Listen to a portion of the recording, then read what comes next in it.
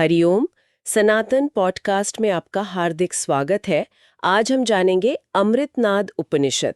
हरिओम। हाँ, तो हालांकि देखिए, किसी एक उपनिषद को भी पूरी तरह समझ पाना तो शायद एक जीवन का काम हो सकता है ना। बिल्कुल बिल्कुल, बहुत गहरा सागर है ये तो। सही कहा।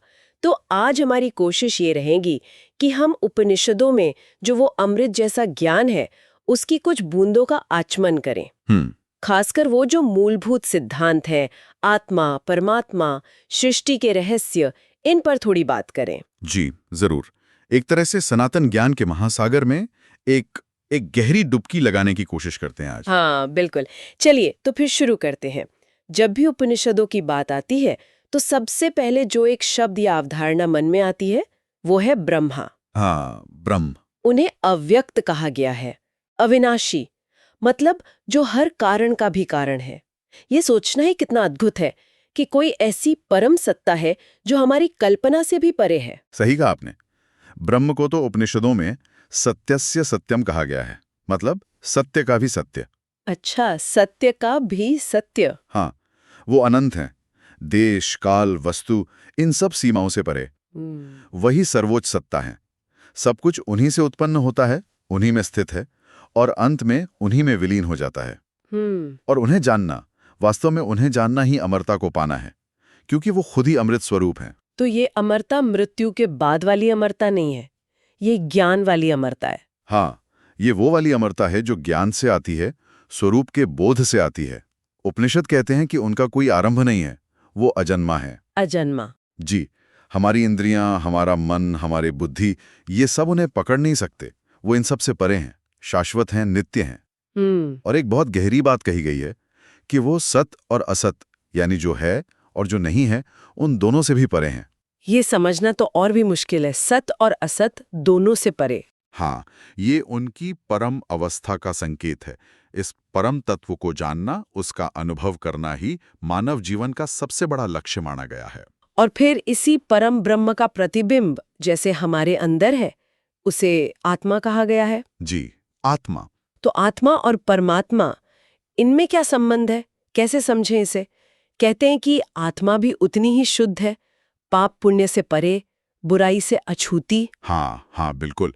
आत्मा को मुख्य रूप से उपनिषदों में साक्षी कहा गया है। साक्षी मतलब देखने वाला। हाँ, वो जो बस देखता है, अनुभव करता है, पर खुद उसमें लिप्त नहीं होता, चुपचाप देखता रहता है। उसे दृष्टा भी कहते हैं, विचारक भी। अच्छा। और देखिए, ये समझना बहुत जरूरी है कि हमारी इंद्रियां, मन, बुद्धि, इनमें अपनी चेतना नहीं है, ये जड़ है। जड़? लेकिन मन तो सोचता है, बुद्धि निर्णय लेती है। वो चेतना आत्मा से ही उधार लेते हैं। ये तो बस सूक्ष्म ऊर्जा के संरचनाएं हैं, जैसे उपकरण होते हैं ना। हाँ, औजार जैसे। बिल्कुल। इन सबको जानने वाला, इनको चेतना देने वाला, वो आत्मा ही है। और आत्मा परमात्मा की अभिन्नता पर तो बहुत जोर दिया गया है। वो दो पक्षियों वाला उदाहरण शायद। हाँ हाँ, वही मुंडकोपनिषद में है ना। एक ही पेड़ पर दो सुंदर पक्षी बैठे, हमेशा साथ रहते हैं। एक यानी जीवात्मा, वो पेड़ के फल चखता है, मतलब कर्मफल भोगता है। सुख दुख। जी, सुख दुख। और दूसरा परमात्मा या साक्षी आत्मा, वो बिना भोगे बस देखता रहता है। तो एक है व्यक्तिगत आत्मा, जो शरीर मन से जुड़कर खुद को कर्ता भोक्ता मान लेती है। और दूसरी है सार्वभौमिक आत्मा, परमात्मा, जो हमेशा मुक्त है, साक्षी है। तो अपने असली स्वरूप को, उस साक्षी आत्मा को जानना, वही परमात्मा को जानना है। एकदम, क्योंकि मूल रूप से दोनों एक ही हैं, अलग नहीं है। ये बात कितनी जरूरी है समझना कि हम ये शरीर नहीं है या ये मन भी नहीं है। हाँ बिल्कुल। आत्मा तो इस शरीर रूपी रथ में बैठी हुई स्वामी है। जैसे कठोपनिषद में आता है ना, नचिकेता और यमराज का संवाद। हाँ, बहुत सुंदर संवाद है वो। यमराज कितने अच्छे से समझाते हैं कि शरीर तो नश्वर है, मृत्यु होती है तो शरीर नष्ट हो जाता है, पर आत्मा, वो अजर है, अमर है, नित्य है। उसे ना शस्त्र काट सकते हैं, ना आग जला सकती है। न पानी गीला कर सकता है, न हवा सुखा सकती है। जी बिल्कुल। ये ज्ञान मिल जाए तो मृत्यु का भय कहाँ रहेगा। सही बात है। भय तो शरीर के नष्ट होने का ही होता है। हाँ। अच्छा, आत्मा और परमात्मा की बात करते हुए एक और चीज है जिसका उपनिषदों में बहुत बहुत महत्व है। वो ध्वनि, ओम। हाँ, ओम, जिसे प्रणव भी कहते हैं।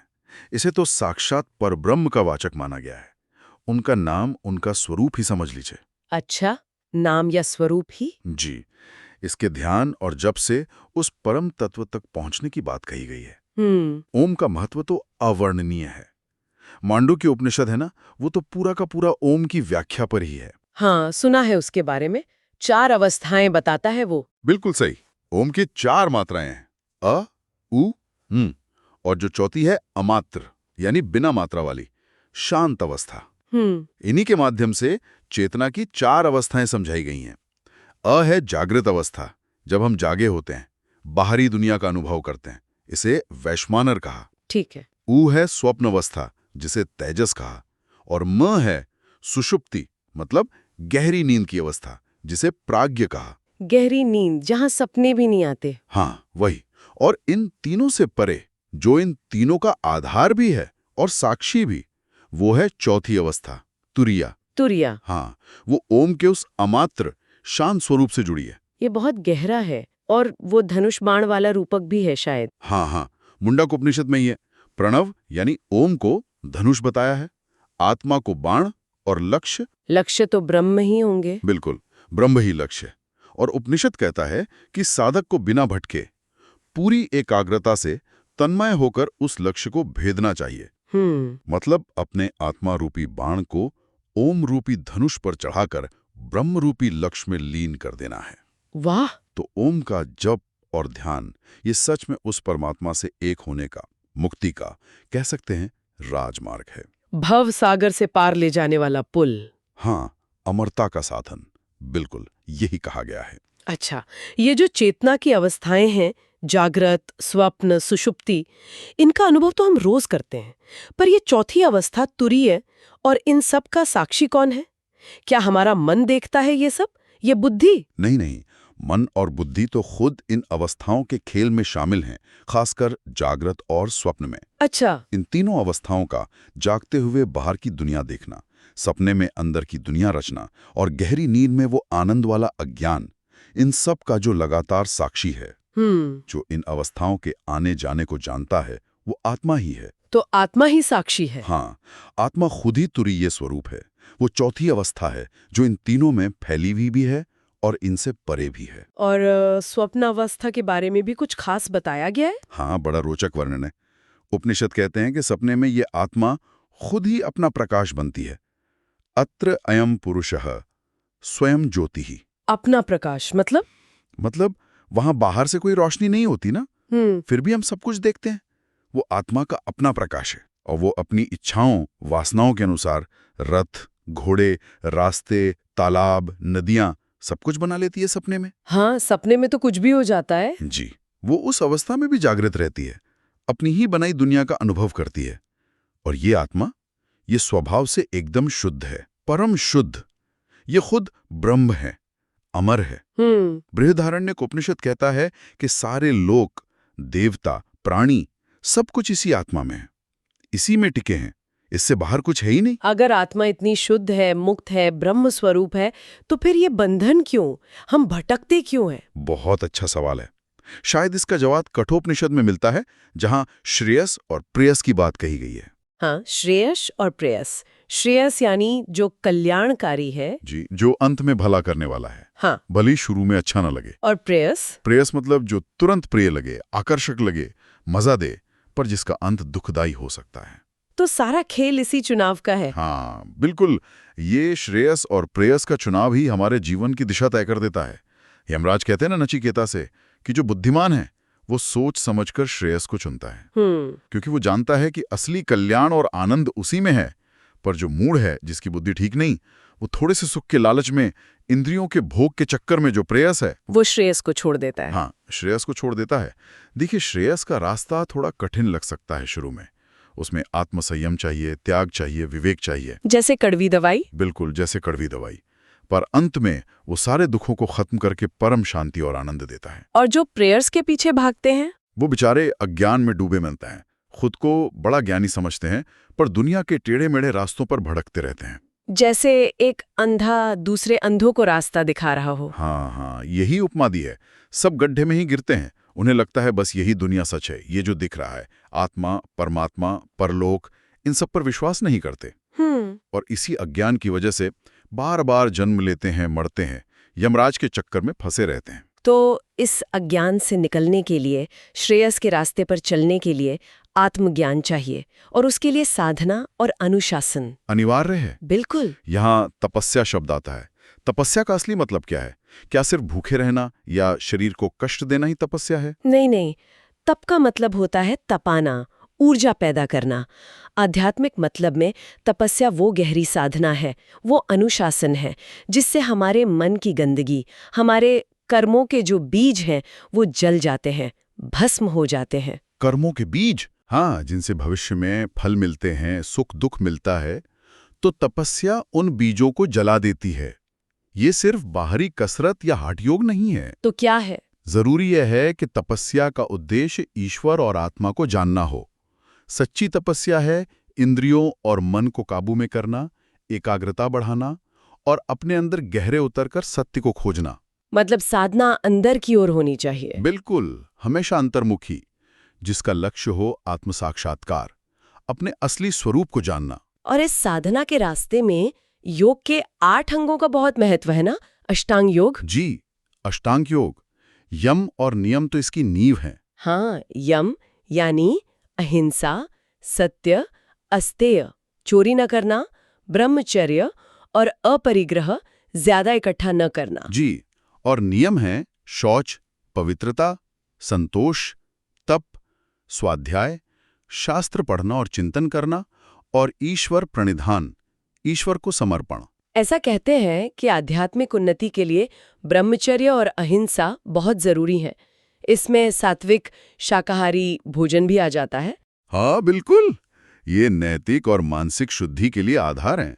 इनके बिना आगे की योग साधना जैसे आसन, प्राणायाम, प्रत्याहार, धारणा, ध्यान, समाधि, वो सफल नहीं हो सकती। प्राणायाम का क्या मतलब है? प्राण और अपान का संयोग। हाँ, मोटे तौर पर प्राणायाम मतलब श्वास पर नियंत्रण करके प्राण ऊर्जा को नियंत्रित करना, उसे संतुलित करना और ऊपर की ओर उठाना।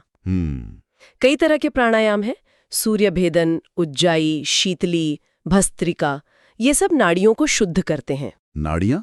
मतलब ऊर्जा के चैनल्स? जी, ऊर्जा वाहिकाएं। प्राणायाम से इनका रास्ता साफ होता है, प्राण ठीक से बहता है और शरीर मन दोनों स्वस्थ रहते हैं। कुछ और उन्नत क्रियाएं भी हैं, जैसे खेचरी मुद्रा वगैरह, जिनका लक्ष्य समाधि तक पहुंचना होता है। अच्छा, साधना की बात हो गई। अब कर्म के सिद्धांत पर आते हैं। अक्सर लोग सोचते हैं कि अच्छे कर्म करो, यज्ञ करो, दान दो तो मुक्ति मिल जाएगी। क्या ऐसा है? देखिए, कर्म का सिद्धांत तो बहुत सीधा और पक्का है। जैसा करोगे वैसा भरोगे। अच्छा करोगे तो अच्छा फल, बुरा करोगे तो बुरा। ये नियम तो अटल है। हाँ, ये तो सुना है। लेकिन ये समझना बहुत जरूरी है कि सिर्फ बाहरी कर्म करने से, चाहे वो यज्ञ हो या कितना भी बड़ा दान पुण्य, उससे स्थायी मुक्ति यानी मोक्ष नहीं मिलता। नहीं मिलता। तो फिर पुण्य कर्मों का क्या होता है? उनसे स्वर्ग जैसे अच्छे लोकों की प्राप्ति हो सकती है। वहां जाकर अपने पुण्य का फल भोगा जा सकता है। अच्छा। पर वो भोग हमेशा के लिए नहीं होता। जैसे ही पुण्य खत्म होता है, क्षीणे पुण्य मर्त्य लोकम विशंति। पुण्य क्षीण होने पर वापस इसी मृत्यु लोक में, इसी नश्वर संसार में जन्म लेना पड़ता है। ओह। तो ये कर्म तो बंधन से छुड़ाते नहीं, बल्कि पुण्य के बंधन में डाल सकते हैं। हाँ, वो भी एक तरह का बंधन ही है, सोने की बेड़ी समझ लीजिए। इसलिए कर्म बंधन काटते नहीं, बल्कि नए बंधन बना सकते हैं। तो फिर असली मुक्ति कैसे मिलेगी? अगर कर्म से नहीं तो किससे? और वो सवाल, मरने के बाद आत्मा का क्या होता है, कहाँ जाती है वो? उपनिषदों का जवाब एकदम साफ है, इसमें कोई दो राय नहीं। मुक्ति सिर्फ और सिर्फ ज्ञान से मिलती है। ज्ञानादेव तु कैवल्यम। ज्ञान से? किस ज्ञान से? आत्मज्ञान से, ब्रह्म ज्ञान से। जब ये पता चल जाता है कि मेरा असली स्वरूप क्या है, कि मैं ब्रह्म से अलग नहीं हूं, तब सारे बंधन टूट जाते हैं, जन्म मृत्यु का चक्कर खत्म हो जाता है। इसी ज्ञान से वो शक्ति मिलती है जिससे मृत्यु पर भी विजय मिलती है। उपनिषद कहते हैं कि जो इसी जीवन में शरीर रहते हुए ब्रह्म को जान लेता है, वो धन्य हो गया, उसका जीवन सफल हो गया। और अगर नहीं जान पाया तो महाविनाश है, ऐसा कहा गया है, क्योंकि फिर उसी चक्कर में घूमना पड़ेगा। और मृत्यु के समय क्या होता है? आत्मा कैसे निकलती है? हाँ, इसका भी महत्व बताया गया है। योगी बताते हैं कि शरीर में बहुत सारी नाड़ियां हैं। उनमें एक मुख्य है सुषुम्ना नाड़ी, जो नीचे मूलाधार से ऊपर सिर में सहस्रार चक्र तक जाती है। हाँ, सुना है। अगर मृत्यु के समय प्राण ऊर्जा इस सुषुम्ना के रास्ते ऊपर उठकर सिर के तालु यानी ब्रह्मरंध्र से निकलती है तो आत्मा मुक्त हो जाती है, उसे अमरता मिल जाती है। और अगर कहीं और से निकले तो फिर अपने कर्मों और इच्छाओं के हिसाब से अलग अलग सूक्ष्म लोकों में जाना होता है। वहां कुछ समय रहकर कर्मफल भोग कर फिर नया शरीर धारण करना पड़ता है। तो शरीर छोड़ने के बाद आत्मा खत्म नहीं होती? नहीं, बिल्कुल नहीं। वो सूक्ष्म शरीर में रहती है, जिसमें मन, बुद्धि, अहंकार, वासनाएं होती हैं और अपनी यात्रा जारी रखती है। इसीलिए आत्मा को जानना, अहम ब्रह्मास्मि, मैं ब्रह्म हूं, का अनुभव करना ही सच्ची मुक्ति है। ये ज्ञान, ये ब्रह्म ज्ञान, ये तो बहुत गहरा और सूक्ष्म है। क्या इसे कोई खुद ही किताबें पढ़कर या सोच विचार करके पा सकता है? गुरु की क्या जरूरत है इसमें? उपनिषद इस बारे में बिल्कुल साफ कहते हैं। कठोपनिषद में है ना, नायामात्मा प्रवचनेन लभ्यो हो न मेधया न बहुना श्रुतेन। इसका क्या मतलब हुआ? इसका मतलब है कि ये आत्मा न तो लेक्चर सुनने से मिलती है, न बहुत तेज बुद्धि होने से, और न ही ढेर सारे शास्त्र सुनने या पढ़ने से। तो फिर कैसे मिलती है? यमे वैश वृणते तेन लभ्यः, ये उसी को मिलती है जिसका ये खुद चुनाव करती है, यानी जिस पर आत्मा की कृपा होती है, जिसके सामने वो अपना स्वरूप प्रकट करती है। कृपा? कृपा कैसे होती है? मतलब कि सिर्फ दिमागी कसरत काफी नहीं है। इसके लिए पात्रता चाहिए, दिल साफ होना चाहिए और जानने की सच्ची तीव्र इच्छा होनी चाहिए। और इस रास्ते पर सही मार्गदर्शन के लिए एक पहुंचे हुए गुरु की बहुत जरूरत होती है। गुरु कैसा होना चाहिए? उपनिषद कहते हैं श्रोत्रियम ब्रह्मनिष्ठम। श्रोत्रिय मतलब जो शास्त्रों का अर्थ ठीक से जानता हो, और ब्रह्मनिष्ठ मतलब जो खुद ब्रह्म में स्थित हो, जिसने खुद अनुभव किया हो। अच्छा, सिर्फ पढ़ा लिखा नहीं, अनुभवी भी हो। हाँ, बिल्कुल। ऐसा आत्मज्ञानी गुरु ही शिष्य का अज्ञान मिटाकर उसे सत्य का बोध करा सकता है। और अगर ऐसा गुरु ना मिले तो जो सिद्ध गुरु हो चुके हैं, जैसे शंकराचार्य, रमण महर्षि, उनके वचन, उनके ग्रंथ, उनका पूरी श्रद्धा से अध्ययन करना चाहिए, उन पर चलना चाहिए। और स्वाध्याय, खुद पढ़ना, सोचना, वो तो कभी नहीं छोड़ना चाहिए। आत्मचिंतन और शास्त्रों का अध्ययन, ये तो लगातार चलते रहना चाहिए। हमने आत्मा, परमात्मा, ज्ञान, साधना की बात की। अब जरा सृष्टि के बारे में बात करते हैं। ये दुनिया, ये ब्रह्मांड, ये बना कैसे? क्या ये सच है? ये बस एक सपना, एक माया है, जैसा कुछ लोग कहते हैं? उपनिषदों में सृष्टि की उत्पत्ति के लिए बड़े सुंदर उदाहरण दिए हैं। जैसे मकड़ी होती है ना, हाँ? वो कहीं बाहर से सामान नहीं लाती जाला बनाने के लिए, अपने अंदर से ही निकालती और बना लेती है, फिर वापस अपने में समेट लेती है। सही है। या जैसे धरती से अपने आप तरह तरह के पेड़ पौधे उगाते हैं, या जैसे हमारे शरीर से बाल और नाखून निकलते हैं। ठीक वैसे ही ये सारी दुनिया, चराचर सब कुछ उसी एक अक्षर अविनाशी परब्रह्म से ही पैदा होता है। मुंडकोपनिषद कहता है, यथोर्ण नाभे सृजते घृणते च तथा क्षरात् संभवति ही विश्वम। मतलब ये दुनिया ब्रह्म से अलग नहीं है, उसी का हिस्सा है, या वही है? हाँ, ये ब्रह्म का ही विस्तार है, ब्रह्म का ही स्वरूप है, अलग कुछ नहीं है। तो फिर ये माया क्या है, ये भ्रम वाली बात? क्या ये दुनिया झूठी है? देखिए, वेदांत ये नहीं कहता कि दुनिया है ही नहीं, जैसे रेगिस्तान में पानी दिखना।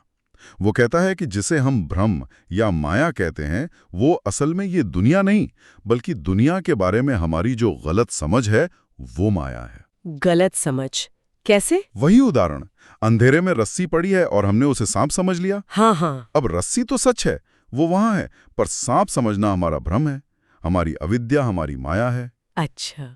इसी तरह ये नाम रूप वाली दुनिया भ्रम के ऊपर वैसे ही दिख रही है जैसे रस्सी पर सांप। हम नाम रूप को ही असली मानकर ब्रह्म को भूल जाते हैं। हाँ। यही माया है। ये सब आत्मा की ही एक अचिंत्य शक्ति है, जिसे माया कहते हैं। उसी से एक सपने जैसा रचा हुआ लगता है। ज्ञानी इसे ईश्वर की लीला समझता है, अज्ञानी के लिए ये बंधन बन जाती है। ये सारी बातें घूम फिरकर उसी एक सिद्धांत पर आ जाती हैं, अद्वैत। हाँ, अद्वैत की अनेकता में एकता है। जीवात्मा और परमात्मा असल में एक ही हैं। शायद यही उपनिषदों का सबसे मुख्य संदेश है। बिल्कुल, निस्संदेह। अद्वैत मतलब न द्वैतम, दो का न होना, यही उपनिषदों का सार है। वो बार बार यही बताते हैं कि जीवात्मा और परमात्मा में असल में कोई भेद नहीं है। तत्वमसि, वो तुम हो। हाँ, छांदोग्य उपनिषद का महावाक्य और बृहदारण्यक का अहम ब्रह्मास्मि, मैं ब्रह्म हूं। ये सब यही कह रहे हैं। जी, एक और सुंदर उदाहरण देते हैं। जैसे अलग अलग घड़े रखे हों तो उनमें जो आकाश भरा है वो अलग अलग सकता है, हाँ, घड़े का आकाश। पर असल में तो वो एक ही महाकाश का हिस्सा है। घड़ा फूट जाए तो वो आकाश महाकाश में ही मिल जाता है। सही है। वैसे ही अलग अलग शरीरों में जो आत्मा दिखती है वो उस एक परमात्मा से अलग नहीं है। जो फर्क दिखता है वो सिर्फ नाम और रूप की वजह से है, उपाधियों की वजह से। जैसे सोने के गहने, कंगन, हार, सब है तो सोना ही। एकदम सही। नाम रूप अलग हैं पर तत्व तो सोना ही है। वैसे ही तत्वतः सब एक ही ब्रह्म है। जो इस एकता को, इस अद्वैत सत्य को अपने अनुभव में जान लेता है, वो मुक्त हो जाता है, शोक और मोह से पार। जी, वो मुक्त हो जाता है। आत्मा सब जगह है, अणु से भी छोटी, महान से भी महान। वो हर रूप में है, सूरज में, आसमान में, धरती में, पानी में, आग में, इंसानों में, देवताओं में, कण कण में वही है। हर जगह। हाँ, हर जगह। फिर भी खुद रूप रस गंध से परे है। इस एक सर्वव्यापी आत्मा का अनुभव करना ही ज्ञान की सबसे ऊंची अवस्था है, जीवन का परम लक्ष्य है। ये चर्चा सच में मन को शांत करती है, अंदर देखने को प्रेरित करती है। उपनिषदों का ये ज्ञान सिर्फ पढ़ने सुनने की चीज नहीं, ये तो जीवन बदलने वाला अमृत है। बिल्कुल। ये हमें याद दिलाता है कि हम बस ये छोटा सा शरीर या मन नहीं है, हम वो अनंत सच्चिदानंद स्वरूप आत्मा है। सत्य वचन। उपनिषदों का संदेश यही है कि बाहर मत भटको, अपने अंदर जो सत्य का खजाना छुपा है उसे खोजो।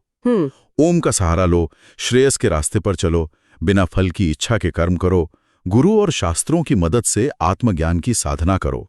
इसी से ये मनुष्य जीवन सार्थक होगा। और जब ये अनुभव होता है कि वही एक तत्व सब में है, तो फिर किसी से द्वेष, नफरत, डर ये सब कैसे रहेगा? रह ही नहीं सकता। वो अपने आप खत्म हो जाता है। उसकी जगह सबके लिए प्रेम, करुणा, विश्व बंधुत्व का भाव आ जाता है। अपने रोज के जीवन को जीना, हर इंसान, हर प्राणी, प्रकृति, सबके प्रति हमारा व्यवहार कैसा होना चाहिए, ये सोचने वाली बात है। हाँ, ये गहरा चिंतन का विषय है। तो हमें आशा है कि आपको हमारी आज की चर्चा पसंद आई होगी। सनातन धर्म से संबंधित ऐसी ही और चर्चाओं के लिए हमारे चैनल को अवश्य सदस्यता लें। धन्यवाद। जय श्री राम। जय श्री राम।